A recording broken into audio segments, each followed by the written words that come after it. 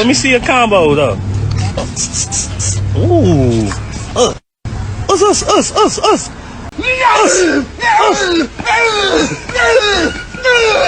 This one might just be the best comic in Webtoons. I really mean it. So a couple of years ago, when I was still deciding which format I should choose to make my story, it didn't really occur to me that I could make it in a Webtoon format. You know, very vertical, very scrolly, because I hadn't read a lot of these types of webcomics. And honestly, I thought they were very cheap, basic fantasy fulfilling little stories.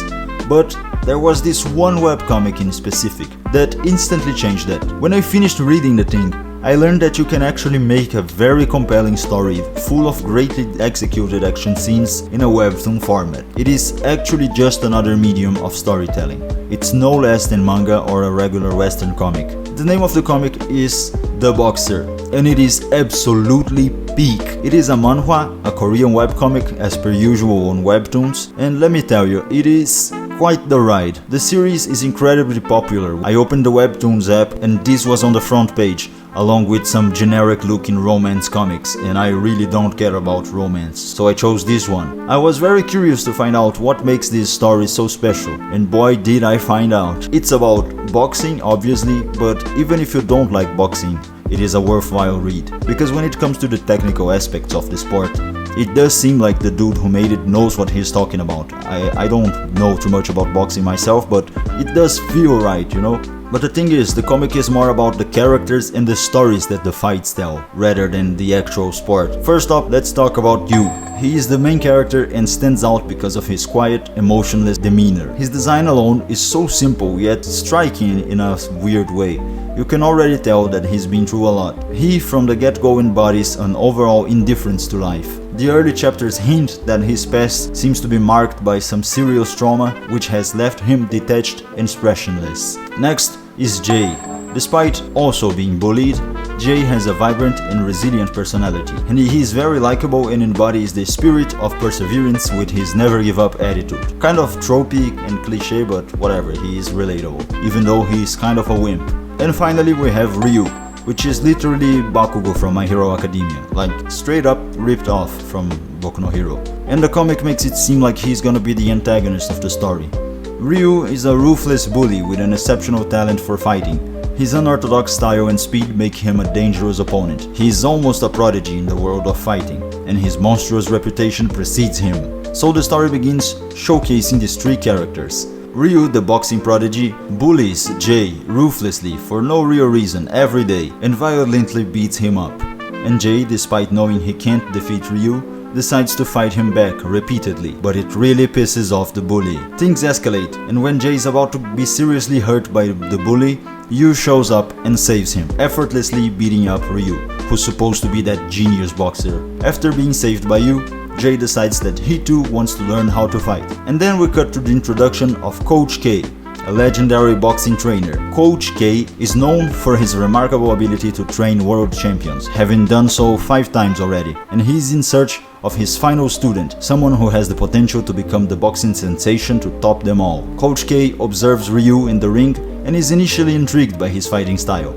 However, his focus shifts when he notices Yu being bullied outside. At first, Yu seems like an unlikely candidate for a boxing champion, but something about him catches Coach K's eye. As he watches Yu, he notices something extraordinary. He has some scary hidden potential, and it piques Coach K's interest. To test this, Coach K steps in and throws a powerful punch at Yu, aiming to test his reflexes. And to K's amazement, Yu dodges the punch effortlessly. It really is as if he's watching the punch in slow motion or has some super speed. And this reaction leaves the coach in shock. He realizes that Yu might be just the one he's looking for. Coach K then offers Yu a chance to train with him and become a boxing champion. And so it begins Yu's story as a boxer.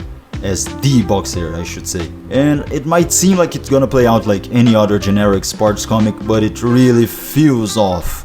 Because even though Yu has that cliche of being instantly and effortlessly good at the sport, his lack of enthusiasm feels so jarring. It's like he didn't really want to be there. And as Yu trains and fights in boxing matches, the slight feeling of unease becomes something very tangible. It is clear that, despite Yu's massive talent for boxing, he really shouldn't be doing this.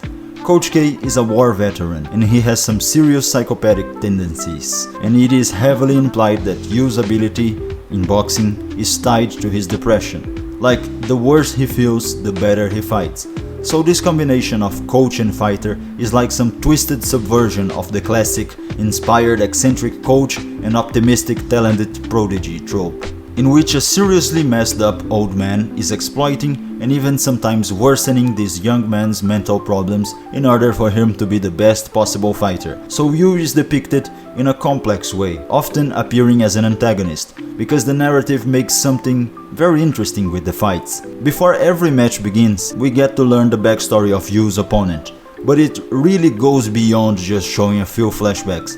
These backstories go extremely in depth for multiple characters, to the point I even forgot a few times that the story was actually supposed to be about Yu. Everyone has a compelling story, and every single fighter has a reason to fight. Everyone has their hopes and dreams, and it can get very creative, but whenever they get to the match and face off Yu, you the reader immediately go, oh no.